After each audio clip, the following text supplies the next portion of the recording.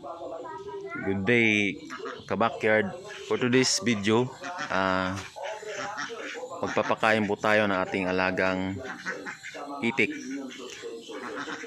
Ayan po, may nakuha po tayong yung tawag sa amin nito ay ano ng palay, yung taop, yung ripasi, yung kumbaga pinaglinisan ng palay po. Ito po yun, ito po yung sinasabi ko. Ayan po.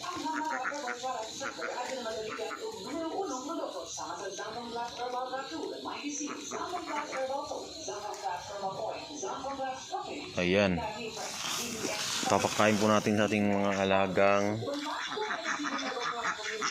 itik. Tingnan nyo po sila.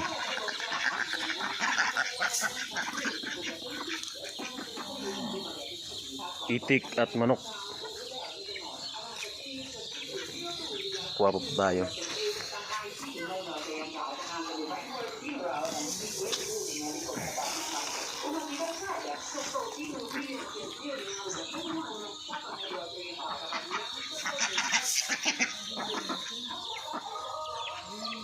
Ayan po yung ating mga alaga.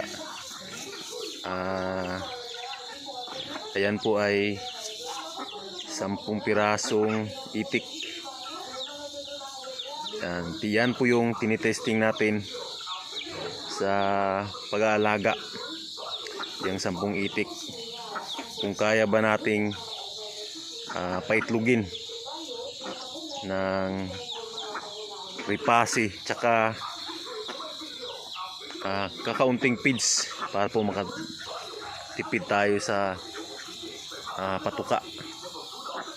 So ayan, kukuha po tayo ng ripasi ng palay dun sa may palayan. Ito po yung nakuha natin at ipapakain po natin araw-araw kung mangitlog po ba yung ating alagang itik.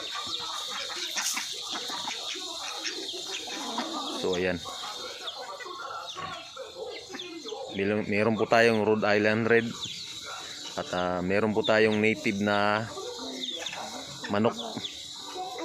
Yung iba nasa galaan to po, yung ibang manok natin. So ayan, ayan po ay tinitesting natin kung mangingitlog pa yung ating alagang itik.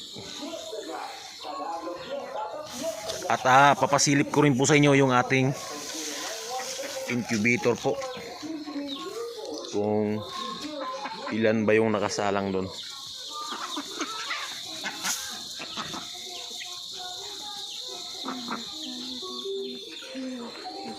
Ayan, papasilip ko po sa inyo yung ating incubator.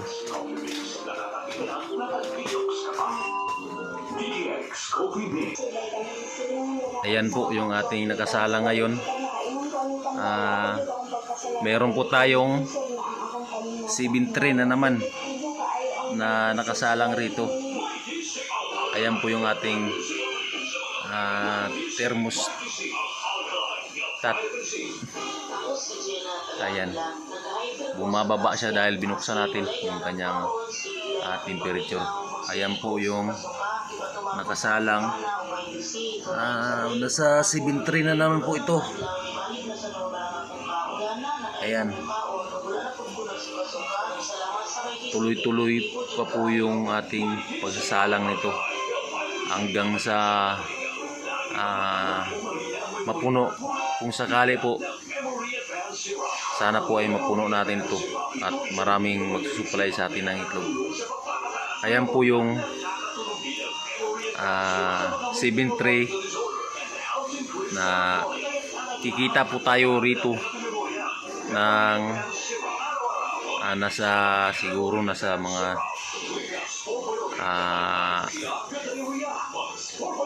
kung tayo yung magbibenta kikita tayo ng, tayo yung magluluto, kikita tayo ng mga nasa 9,000 ata. 9,000 plus. At yun po yung kagandahan dahil mabilis yung kitaan talaga, sobrang bilis. 16 days pwede na nating lutuin at ibibenta dun sa ating pinagtitrabawan. Kung may bibiling mababalot po, dun bumababa yung ating kita, pero ayos dahil sinusunod natin sa pagbili ng itlog yung kita.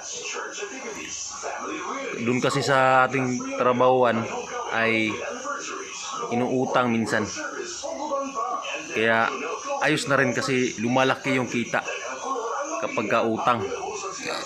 Ayun po yung kagandahan. So ayan, simpleng-simple lang pong negosyong ito, pero nakakatawid gutom po. Pwede rin akong kumain kapag gusto ko, pwede rin ibenta.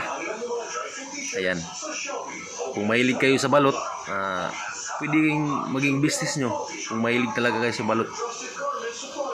Kung hindi naman, pwede rin dahil napakabilis ng kitaan. Ayan po yung kagandahan. At binabalak ko rin pong gumawa na ulit ng incubator dahil